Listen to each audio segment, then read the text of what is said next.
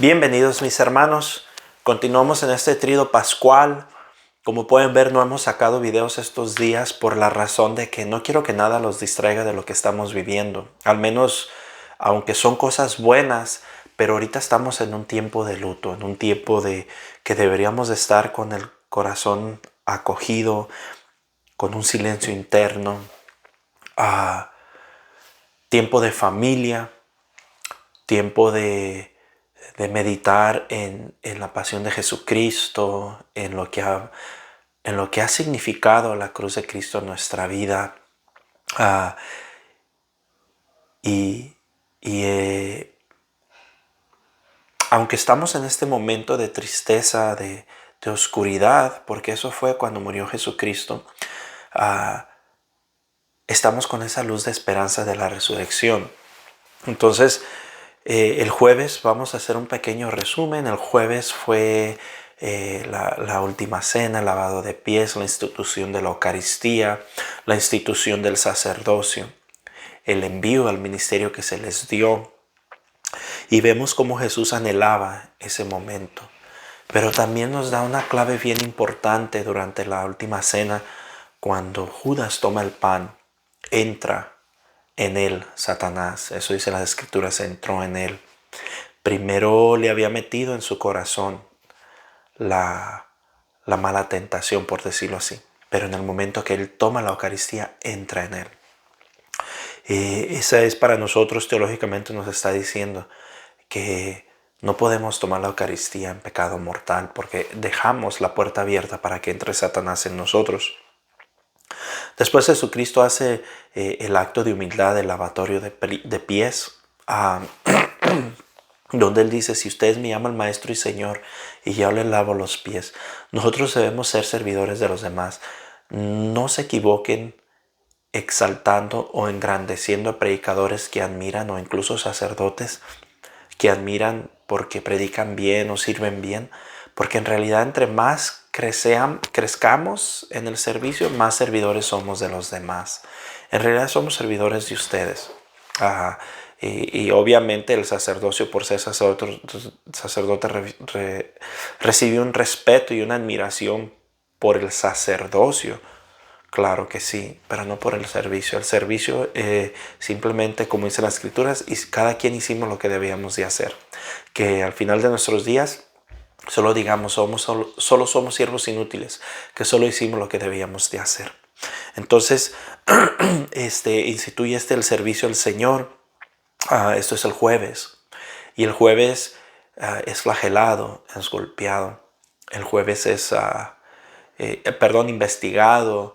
El jueves es investigado, el jueves es interrogado por Caifás, por Anás, lo llevan para acá y para allá y continúa toda la travesía el sábado. Obviamente es flagelado, el viernes es flagelado, el viernes es golpeado, parte también el jueves y el viernes continuamos con que nosotros los católicos le llamamos la adoración de la Santa Cruz.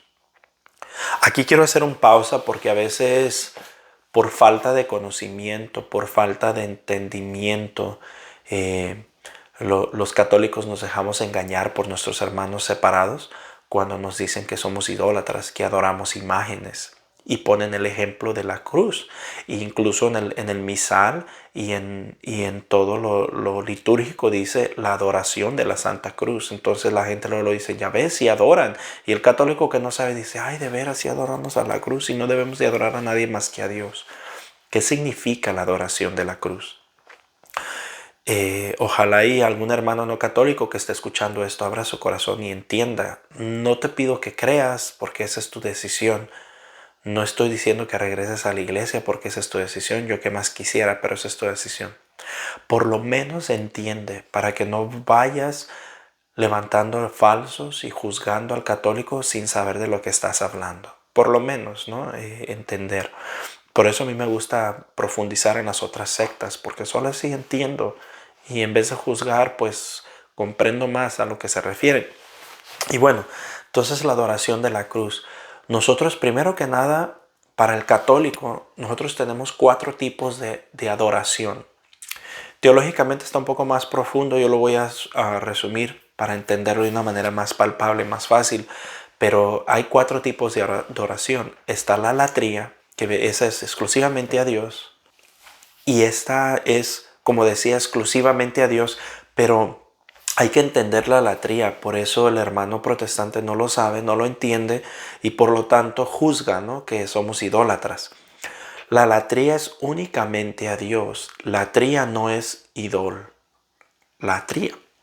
No es idolatría, sino latría es la adoración que se le da únicamente a Jesucristo, a nadie más, o a Dios, ¿no?, a la Santísima Trinidad, al Padre, al Hijo y al Espíritu Santo.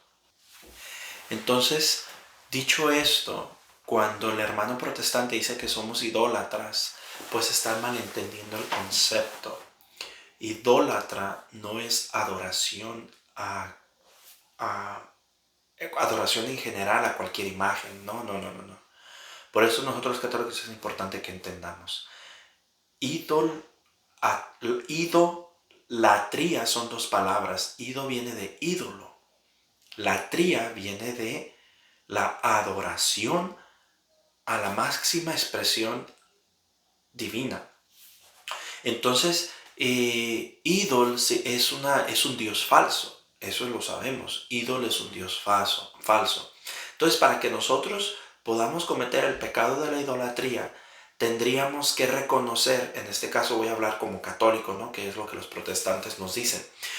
Para que yo pueda cometer el pecado de idolatría, tengo que escoger un santo, el que yo quiera. Digamos la Virgen María, porque es el que sí más se puede confundir. Yo tomo la imagen de la Virgen María como tal, digamos ese cuadro de Guadalupe como tal. Pues no estoy usando imágenes por el día en el que estamos, pero la imagen de la Virgen de Guadalupe como tal, y yo reconozco que ese cuadro, que ese papel, que esa foto que está ahí, ese es mi Dios. Ese es el pecado de la idolatría.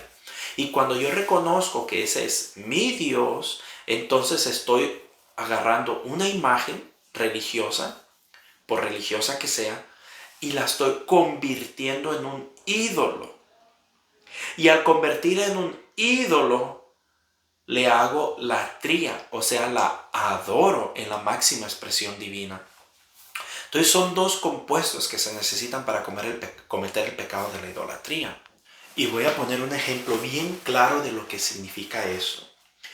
Dice en el Éxodo 32, versículo 2. Aarón les contestó: saquen los aros de oro de sus mujeres y sus hijos e hijas que llevan en sus orejas y tráiganmelos. Todos se los sacaron y los entregaron a Aarón. Él recibió y fabricó un ternero de metal batido. Hasta ahí no hay problema. Un becerro, dicen. Hasta ahí no hay problema. Con el oro ha hecho un ternero de metal batido o de oro. Bueno, vamos a ver el problema. ¿Dónde está el pecado? Entonces exclamaron: Israel, aquí están tus dioses que te han sacado de Egipto. Se lo mostraron a Aarón, el que edificó un altar. Él edificó un altar delante de la imagen y luego anunció: mañana habrá fiesta en honor de Yahvé. Y él dice Yahvé, pero le está diciendo: estos son tus dioses que te sacaron de Egipto. Entonces, para que una imagen se convierta en ídolo, tienes que reconocerla como Dios. Tienes que reconocerla como un Dios. Si no la reconoces como Dios, entonces no estás cometiendo el pecado del cual nos acusan los hermanos protestantes. Entonces esa es la latría y eso es ídolo. Miren, está fácil. Si el pecado fueran las imágenes, como dicen los hermanos que dicen Levítico, que no tendrás imagen ni arriba del cielo ni abajo de la tierra y todo. En primer lugar, la Escritura dice ninguna imagen. Y ninguna es ninguna.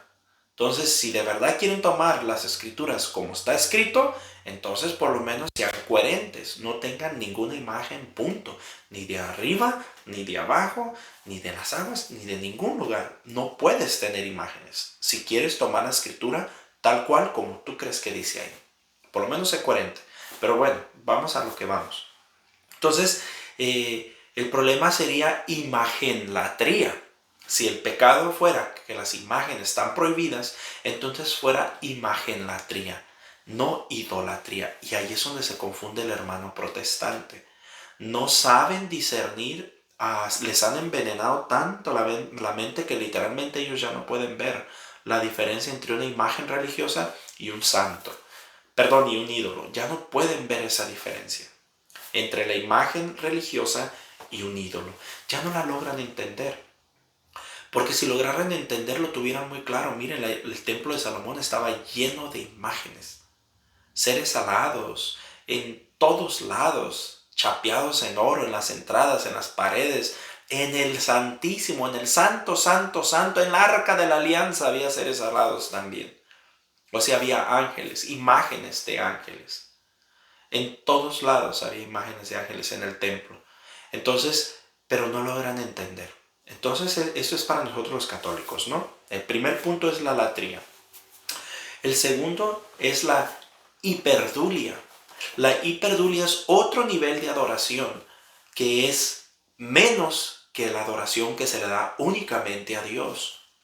El término popular se le usa la palabra veneración, pero en realidad veneración es por decir que es menos que la adoración, pero en realidad la palabra correcta teológicamente es adoración. Simplemente son 4 tipos de adoración. El primero es únicamente a Dios, la latría, que lo reconoces como tu único Dios y verdadero Señor, el creador de todo el universo y todo lo que existe. Esa es la latría solamente a Dios. Después, abajito de la latría está la hiperdulia. La hiperdulia es un nivel menos que la adoración como tal, la máxima expresión, es un nivel menos que el término popular que voy a usar, porque es el que comúnmente se usa, es la veneración. El término hiperdulia es una veneración que se le da únicamente a la Virgen María. ¿Por qué se le da únicamente a la Virgen María? Para esto podemos dar todo un tema, pero no es mi punto. La hiperdulia se le da únicamente a la Virgen María porque ella es el arca de la nueva alianza.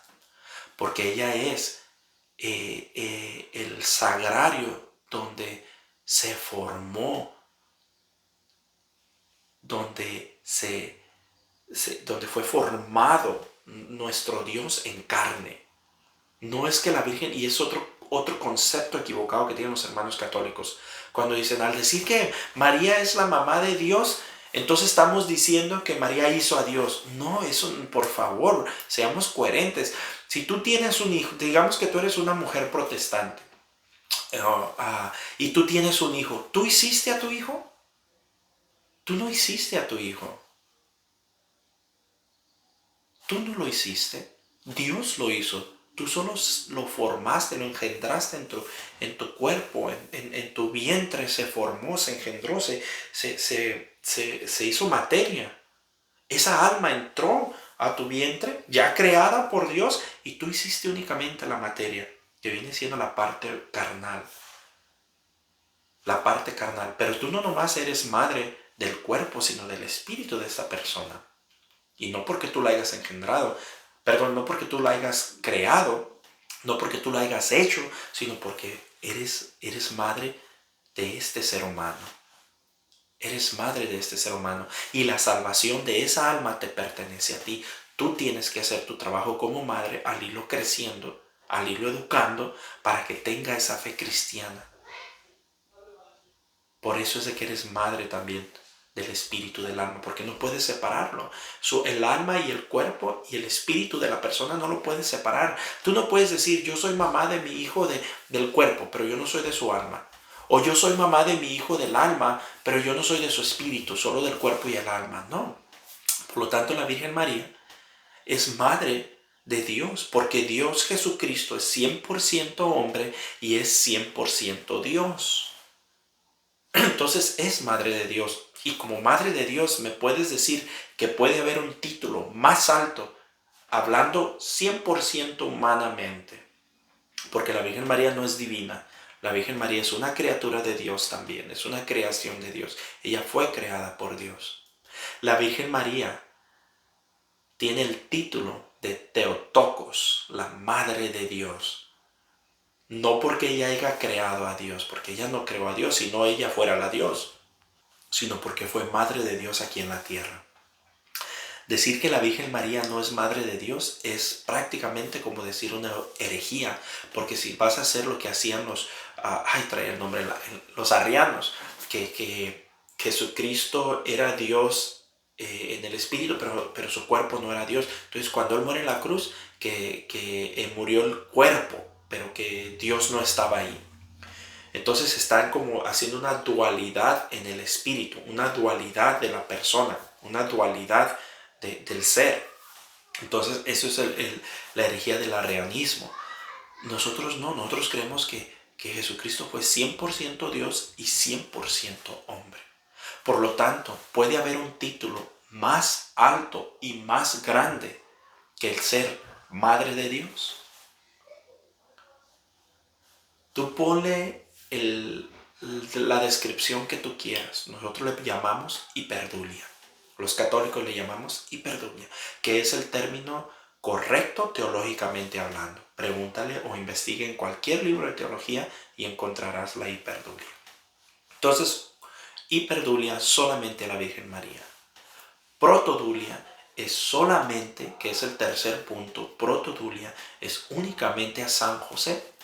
Y esa es la veneración, vuelvo a lo mismo, uso el término popular, la veneración que se le está dando a San José, el terror de los demonios, porque le temen a San José. Lo importante aquí es entender los títulos. ¿Por qué? Porque Él es el Padre adoptivo de Jesucristo. Él es el Padre adoptivo de Jesucristo. O sea, no se ocupa ser un gran teólogo, no se ocupa ser un gran intelectual, no se ocupa ni siquiera tener mucha formación para entender.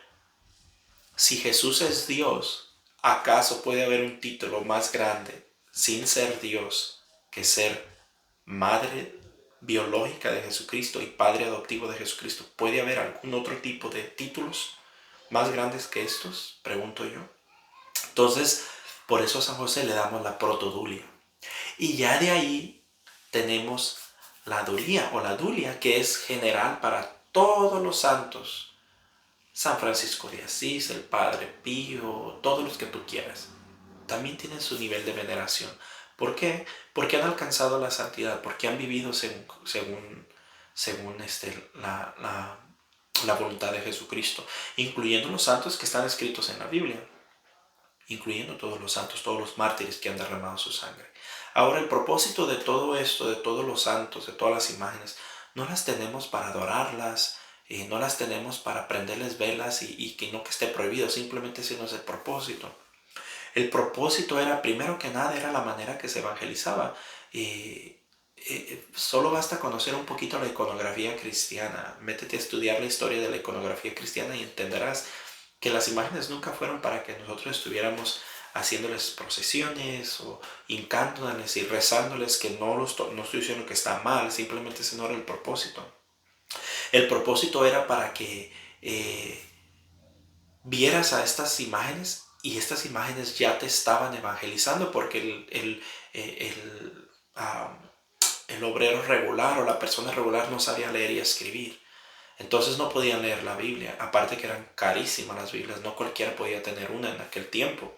Por lo tanto, se les hacían iconografía cristiana, iconos, imágenes cristianas, para que al ver esas imágenes entendieran los pasajes y supieran de lo que están hablando las Sagradas Escrituras al ver las imágenes. Después, con el tiempo, la gente va desarrollando una devoción, porque al ver la imagen se estaban haciendo una conexión a lo que representa esa imagen, y aquí es donde cae la adoración de la cruz el sábado santo. El Viernes Santo, ya me equivoqué, el Viernes Santo, la adoración de la cruz. Aquí quería llegar. Cuando nosotros adoramos la cruz en el sentido de la dulia, estamos hablando del misterio de la cruz, de lo que representó la cruz, que la cruz fue la llave que Jesucristo usó o Dios usó para la salvación del hombre. A veces dicen los protestantes, no, pero es que ustedes tienen a un Dios muerto en la cruz y Jesucristo ya resucitó y empiezan a echar todo un rollo, ¿no? Pero no hay una máxima expresión del amor que la crucifixión de Jesucristo, porque ellos mismos, los protestantes, ellos mismos lo usan, simplemente que, pues como les han inyectado ese pensamiento, lo dicen como un perico, nomás porque se lo grabaron, pero no profundizan lo que significa. Juan 3:16, porque tanto amó Dios al mundo que nos dio a su único Hijo para que todo aquel que crea tenga vida eterna y que dio la vida por nosotros. No me lo sé bien de memoria, pero es más o menos lo que dice. De hecho, para no mentir, para no cambiarle las palabras, mejor lo leemos. San Juan 3:16.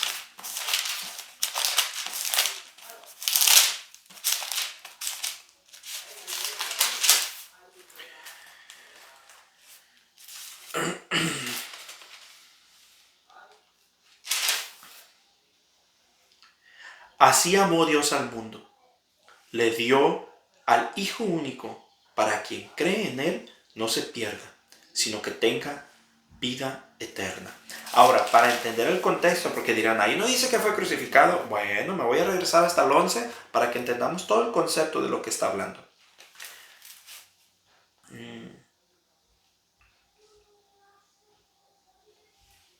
Bueno, me voy a ir mejor al 14 para no quitarles tanto tiempo. Dice, recuerden la serpiente que a Moisés hizo levantar en el desierto. Así también tiene que ser levantado el Hijo del Hombre. Y entonces todo el que crea en Él tendrá por Él la vida eterna. Así amó Dios al mundo. Le dio al Hijo único, para quien cree en Él no se pierda, sino que tenga vida eterna. Entonces está hablando de otra imagen precisamente que los hermanos dicen que no debemos de tener. Y levantan una serpiente en el tiempo de Moisés porque habían renegado del maná y les llega una manada de serpientes y empieza a hacer una mordeción por todos lados y morían por parvadas. Entonces levantan una cruz y todo el que mirara, una serpiente, y todo el que mirara a la serpiente se sanaba. Sí, es verdad, porque el protestante va a decir, sí, pero más adelante la mandaron destruir porque estuvieron adorando la imagen. Exactamente. El problema no es la imagen. El problema es la adoración que le hagas. El problema es el lugar que la pongas la imagen. Pero la imagen como tal no es problema. En todo caso, eso te debería dar una explicación muy clara. Que tener imagen no es problema. Adorar una imagen como Dios sí es un problema. Entonces habla de así como se levanta esta serpiente y la gente lo mirará, así tendrá que ser levantado el Hijo del Hombre. Y después dice, tanto amó Dios al mundo que nos dio a su único Hijo. O sea que, según las Escrituras, no hay máxima expresión que Cristo en la cruz muerto. Porque nos recuerda que tanto amó Dios al mundo que nos entrega a su Hijo único. Y el protestante, por falta de conocimiento, por toda la inyección que le han dado de malas doctrinas, condena que tengamos a un Cristo crucificado porque Jesucristo ya resucitó. Hay que entender el concepto de la iconografía. Por eso es bien importante entender estos días. Bueno, pasamos ya a la adoración de la cruz, espero haya quedado claro. Pasamos ahora al sábado. Hoy sábado estamos de luto. Hoy sábado Jesús está muerto. Hoy es un día de luto.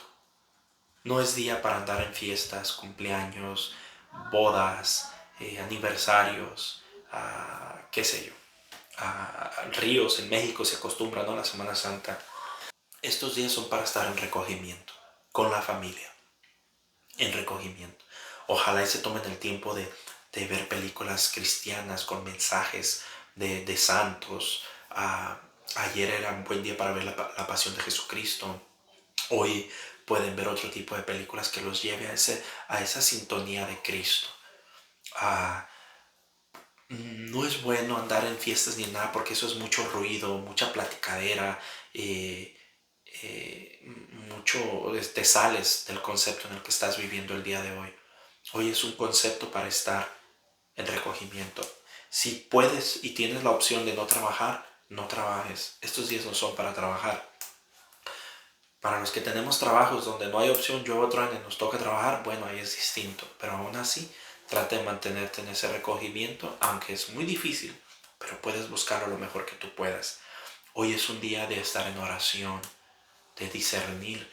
Ojalá y te tomes el tiempo, unos 2, 3 minutos, y mira al crucifijo y piensa lo que te ha hecho Cristo en esa cruz, lo que ha hecho por ti, lo que te ha amado. Si estamos pasando por un momento de crucifixión nosotros mismos, entreguémosle eso a Cristo y tengamos la esperanza de que va a haber una resurrección también. Eh, si eres de las personas que te han dicho que no debes de, que no sufras, que mira, ¿para qué estás con él? Nomás estás sufriendo, déjalo. O si no te gusta eso, pues déjalo. Y te damos consejos de evitar el dolor. Mira la cruz. El dolor tiene un valor redentor. Nosotros los cristianos no somos masoquistas porque nunca buscamos el dolor por placer, pero tampoco le huimos cuando nos toca sufrir. O no deberíamos, ¿no? Yo digo por mi caso porque pues sí, yo no me gusta sufrir y a veces busco la manera de no hacerlo, pero, pero no deberíamos de. Sí podemos decir al Señor como Jesucristo decía, evita que pase de mí esta copa, pero si tengo que tomar el trago amargo, que se haga tu voluntad y no la mía. Entonces nosotros los cristianos así debemos de estar ante el dolor. Y cuando estemos en el dolor y no hay opción de darle vuelta, encontremos el valor redentor. Entonces, esto es lo que es el día de hoy. Más tarde por la noche estaremos en esa vigilia a la resurrección de Jesucristo. Y entonces sí, es un momento de alegría y de gloria. Pero por ahora estamos en meditación. Un fuerte abrazo, mis hermanos, y continuemos en este trío pascual. Bendiciones.